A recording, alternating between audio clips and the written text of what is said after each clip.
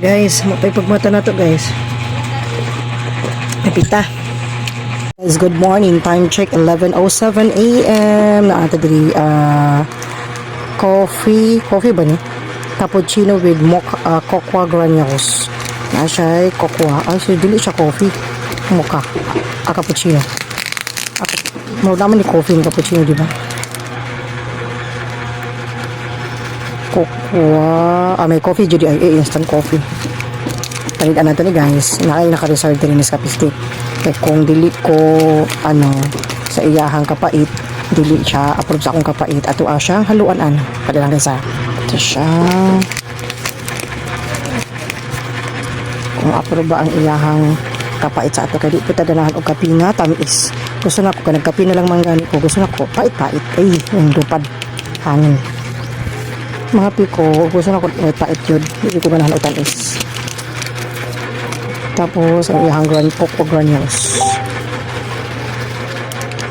So cute yung cocoa granules. Cocoa granules niya.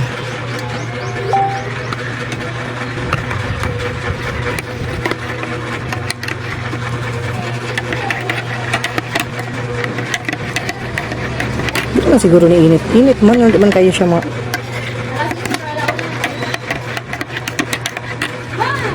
Ano siya guys? Ay, dapat na ito. Ang granules, later na nakudbudbud. Ay, nakit. Sorry. Lawan na ito guys. Kung okay ba siya. Cappuccino gid siya. Cappuccino nga marag mocha nga naglasa gid.